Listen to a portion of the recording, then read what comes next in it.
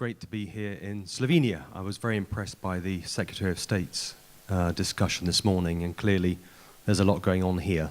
And you're probably wondering, well, why has somebody from Gibraltar come to Slovenia? There's a couple of reasons. I think, firstly, we're actually not all that dissimilar. We're two relatively small countries that have the flexibility to innovate and move quite quickly. And in fact, I just had a conversation with the Secretary of State at the coffee break, and he's very interested to learn a little bit more about what we're doing in Gibraltar with our regulatory framework, which I'll talk to you about in a moment. And also, as Mike Kostash said earlier this morning, there is, the market is enormous, and if we can work together and learn from each other and try to innovate and do things to change the way the world works, then I think that's a good mission. So what I'm going to do is I'm just going to spend 10 minutes. Don't worry, it's not a long presentation. But I'm going to talk about best practices in token sales. And clearly there's a lot going on in Slovenia in terms of ICOs and token sales. And I hope that some of what I talk about will be of interest to you. I think most of you know where we are. I think Brexit has put Gibraltar on the map as well. And as you know, we're not going to be in the EU for too long, but we are self-governing, self-financing. The UK is responsible for defence and foreign policy, but other than that, Gibraltar does its own thing. And we've been very successful. We have about 10% GDP growth for the last 10 years. I think we've got one of the highest GDP per capita in the EU. I think we've got the lowest unemployment. There's 109 people that are unemployed, and I know them. Well, it's because they're unemployable. But we've got 30,000 people, and about 14,000 people cross every day from Spain. They walk literally across the runway, and they work in really one of our 4 pillars of businesses. Financial services is obviously a big piece of our business. And also gaming, e-gaming, gambling, online gambling is a very big part of our business. About 4,000 people working e-gambling, and shipping and tourism, as Mike said. We're the only European country with monkeys, and we have about 13 million people, which somebody told me is actually more than Hong Kong, which I can't believe. But 13 million come to our little country, which is about 2 square miles. So it gives you an idea of our size. Being this small actually presents opportunities but also challenges. We comply with every single EU directive. Actually, I don't think any of us will miss those EU directives when we leave. 95% of Gibraltar, by the way, voted to remain in the EU. So obviously we were pretty stunned when the UK voted to leave, but we will be leaving with the UK. But we are compliant in every single directive that the EU has imposed on us, which for 30,000 people, you can imagine, has actually been quite a big task. But we rank alongside Germany in terms of compliance. Let's see if I can get this thing to work. Okay, so let's just talk a little bit about the regulatory framework. About 20-something years ago, the big gambling companies were looking for somewhere. Betting was moving from shops to phone betting, and they were looking for remote gambling legislation. And the government of Gibraltar at that time, about 22, 23 years ago, was quite forward-thinking and said, okay, we're going to be the first jurisdiction to put in place legislation for gambling. And that's now led to Gibraltar being one of the world's leading countries for online gambling companies. We have 23 of the biggest companies in the world there. For example, Malta has 300 licensees. We have 23. And I think about 40% of the world's online gambling goes through Gibraltar. So it's a big business. And what they've done is they've done something very similar with distributed ledger technology regulations, which I'll just talk about. So January 16, the government released a paper, and it asked industry, should we try to regulate financial services companies who use the blockchain? And as you can imagine, that was quite forward-thinking at the time, because a lot of the movement of decentralization was actually in many ways anti-regulation. But in fact, if you think about regulatory certainty and consumer confidence, actually regulations can actually play a vital role. So if you're a financial services company and you use the blockchain for any aspect of your business, You can come to Gibraltar and you can get licensed and you can get regulated. And that was a very powerful step forward for the government. They released the actual framework in May this year, and it goes into law in 3 weeks' time, in January the 1st, 2018. And it's actually very forward-thinking. It's a principles-based set of regulations. And again, I was just talking to the Secretary of State outside, and he said that's really, really quite interesting, because we live in a world of rules in the EU. And in fact, those principles really aren't particularly revolutionary if you look at them. You know, are you fit and proper? Are your client assets secure? Do you have the right governance? Do you have the right people? Do you have the right technology, et cetera, et cetera? And what it means is that if you are in financial services, you can come to our regulator. They will look at your business plan and they will say, yes, you're in scope. Let's now have a look at the application and see where you can get licensed. Okay, so let's look at the market. I think that's a pretty familiar graph to you all. But from our perspective at the Gibraltar Stock Exchange, we could see the regulations coming in from our government, but equally we could see this explosion in token issuance. And that was exciting, but also concerning. And looking at the space, if you look at token issuers, and let's just call them token investors, issuers face a number of challenges.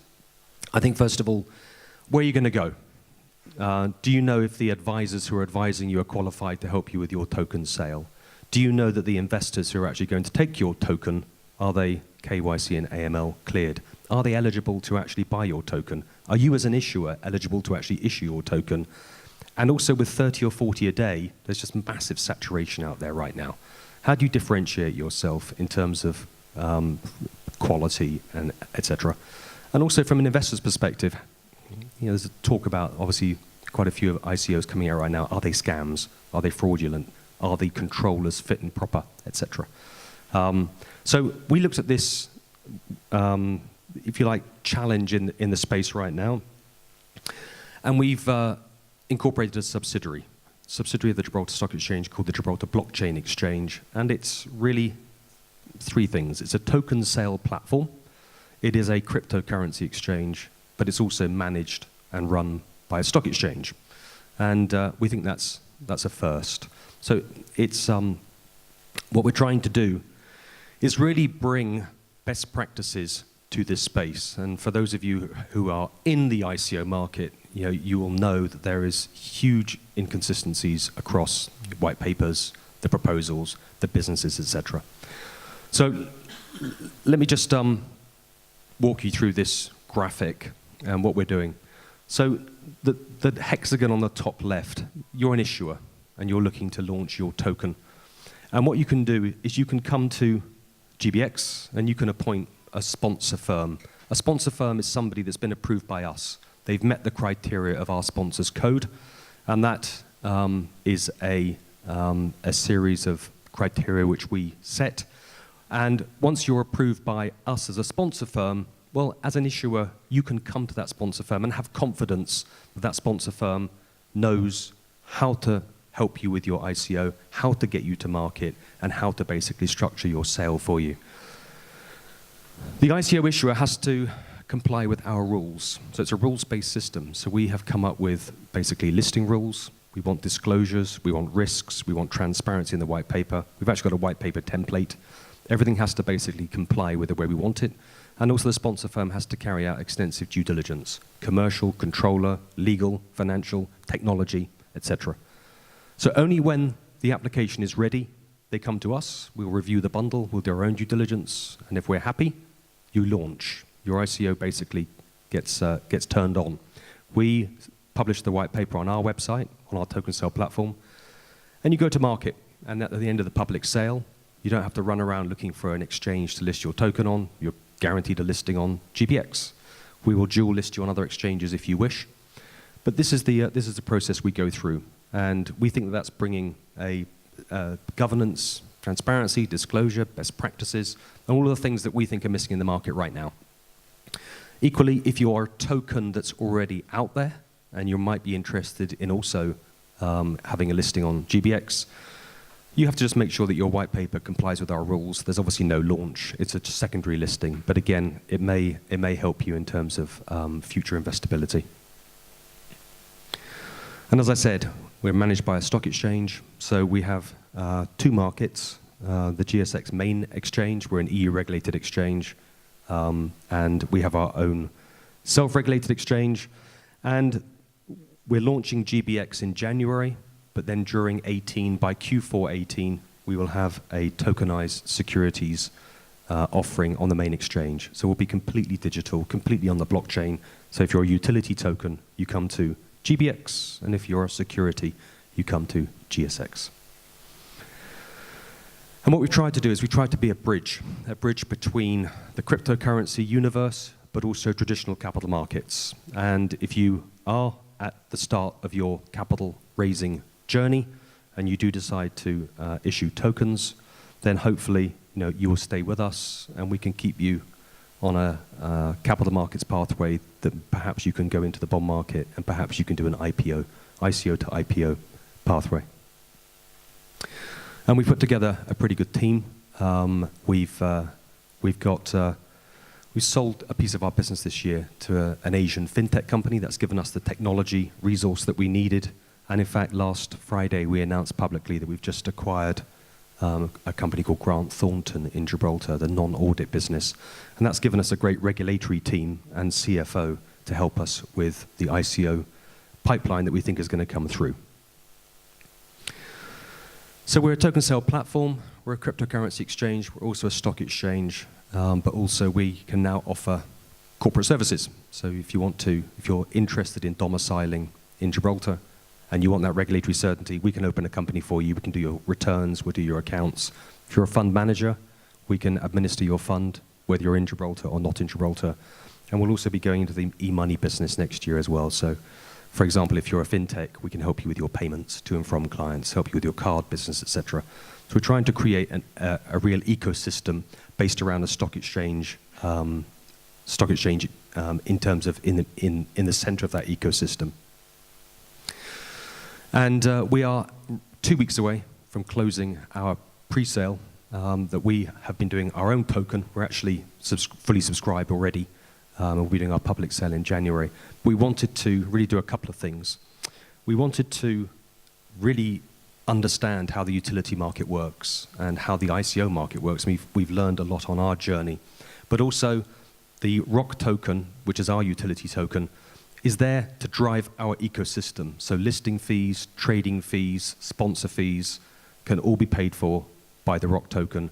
But also, if you're an account holder at our cryptocurrency exchange and you hold a minimum balance of $1,000 worth of ROC tokens, every ICO that comes through our machinery, you're going to get preferential access in the public sale for the first day. So there's a lot of benefits to owning the token. And that's it. So we think that for Slovenia, we think that actually to maybe think about that regulatory framework, which has certainly created enormous interest in Gibraltar as a jurisdiction. We've got a wave of applications going into our regulator in January when the regulatory framework kicks off. Cryptocurrency exchanges, we've got some digital banks putting in applications. But we think that for Slovenia, perhaps that principles-based regulatory framework could be a very, very good place to start. But also, if you are thinking about token issuance in the future, our exchange might be something of interest to you in terms of differentiating yourself from the crowd and also receiving that sort of institutional kite mark to say you've reached the high barrier to entry and best practices. Thank you very much. Thank you.